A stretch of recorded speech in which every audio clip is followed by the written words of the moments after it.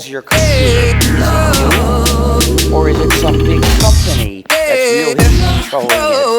Well, what is a computer? A computer is a universal machine. It will do any computation you want it to, because you give it a program that says what the computation is that you want. So the computer only knows how to get out an instruction and do it, get out another instruction and do it. The program has the instructions. It says what to do. So by writing the right program, you can make it do anything, well, almost anything. So who gives the instructions to your computer? You might think it's obeying your instructions, when really it's obeying somebody else first, and you, only as much as that company wants it to, will let it listen to you.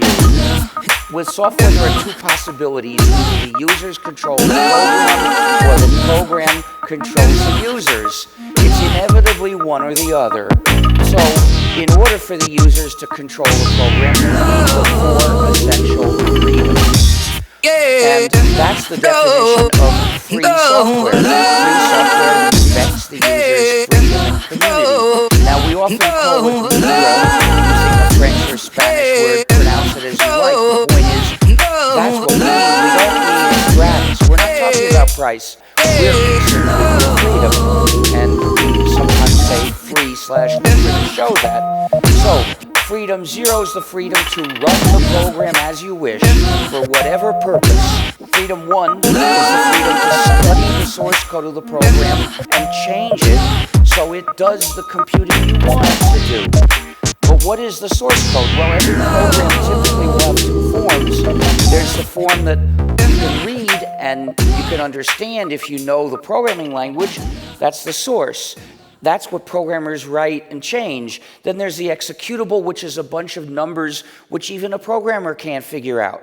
If all you get is the executable, it's a horrible pain in the neck to figure out what it does, and even harder to change it.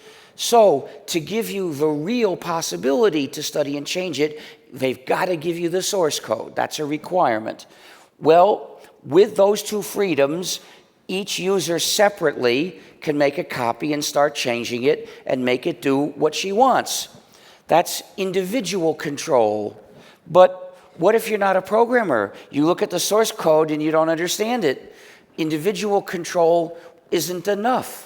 We also need collective control, which means any group of users are free to work together to adapt the program to what they want. Of course, in the group, some of them are programmers. They're the ones who actually write the changes, but they're doing it as part of the group for what the group wants. Of course, the group doesn't have to be everybody. So others can use it some other way. They're all free to do that. So, collective control requires two more essential freedoms. Freedom 2 is the freedom to redistribute exact copies, to make the copies and then give them away or sell them when you wish. And freedom 3 is similar, but it's for your modified versions. You're free to make copies and then give them or sell them when you wish. So if you do have these freedoms, then it's free software. The users control the program. But if any of those freedoms is missing, then the users don't control the program. Instead, the program controls the users, and the developer controls the program. So that means this program is an instrument of unjust power for its developer over the users. That means the users don't have freedom. That's non-free proprietary software, which we got to get rid of. Well, when you've got proprietary software, what happens? Sometimes the program snoops on the user. Sometimes it tracks the user. Sometimes it restricts the user and stops users from doing what they want to do. You can see that the blue ray is your enemy. Sometimes the software remotely deletes books, as Amazon did with 1984. Sometimes the developer compels users to install a harmful upgrade by threatening to take away other functionality if it's not installed, as Sony did. And sometimes they can even forcibly change the software at a distance, as Microsoft can with Windows through the universal backdoor. So sometimes they even sabotage users, as Microsoft does when it tells the NSA about bugs in Windows so it can use them to attack people's computers.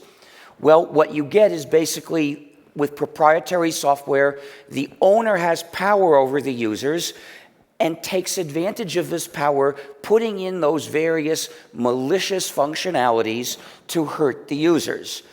Of course, they don't do this because they're sadists. They're doing it just for money, for greed. They have various ways that they can profit from having this power over users, which does not make it even the tiniest bit less evil.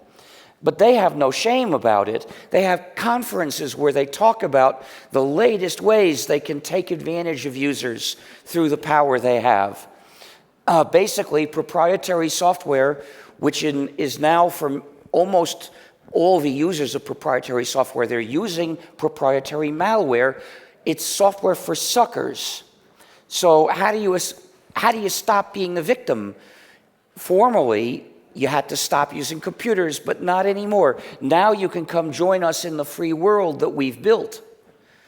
In 1983, I announced I would develop a completely free software operating system called GNU. In 1992, we had it almost finished, but one piece was missing, the kernel. Linus Torvalds in that year freed his kernel Linux, which filled the last gap and gave us the first complete system you could run on a PC, GNU plus Linux. So, unfortunately, having freedom at one point doesn't guarantee you'll keep it. There are over 1,000 different variants of GNU/Linux. They're called distributions.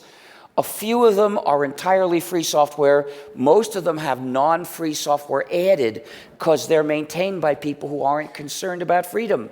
They'd rather add convenience at the cost of freedom. So you have to check which is a free distro. To keep your freedom sometimes requires a sacrifice, sometimes a big sacrifice, as at Lexington. Sometimes, but in our campaign, they tend to be little sacrifices. Anybody with a little bit of maturity can make these sacrifices. For instance, you want applications, but some of them are non-free. If you want freedom, you got to do without them. So there may be some inconveniences you have to suffer for your freedom's sake. Then many websites send non-free programs written in JavaScript to the user's browser. If you don't want to run non-free programs, you should install Libre.js, which keeps out non-free JavaScript. And sometimes servers will offer to do your computing. They say, send us all your data, obviously for suckers. Then the server does the computing and sends you back the results. But you're not supposed to think about what's happening because it's a cloud and you don't see what's going on. Well, you should look. It's service as a software substitute, and it takes away control of your computing. So a large fraction of the world's web servers are running GNU/Linux and other free software. But I think the most important computers to put freedom in are your computers, not companies' web servers. They deserve freedom also.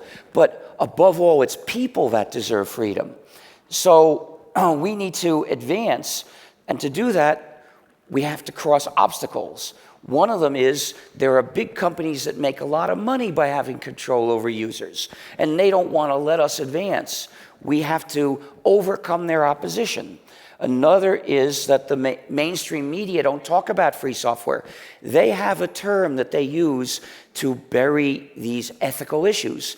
They say open source instead. Now, it talks about more or less the same programs, but with different ideas, where free software activists say, this is a matter of right and wrong. Users deserve freedom. We demand freedom. The people who say open source, they don't want to say that. So instead they say, let the users change the software and redistribute it, and they'll make the code better.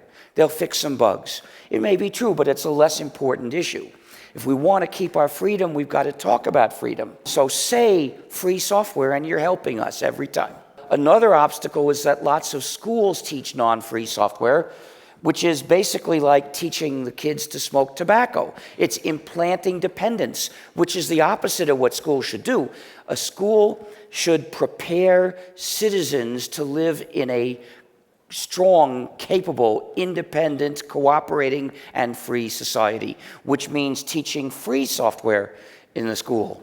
But there's another reason to do that for education. Some kids want to become programmers. They're curious. They want to know how the programs work. Well, the one who's studying a free software can understand it. The one who's studying a non-free program can't learn anything because the knowledge in the non-free program is withheld, denied to the students. So to uphold the spirit of education, the school should make sure its programs are free. But there's an even more important reason. Schools should teach the spirit of goodwill, the habit of helping other people.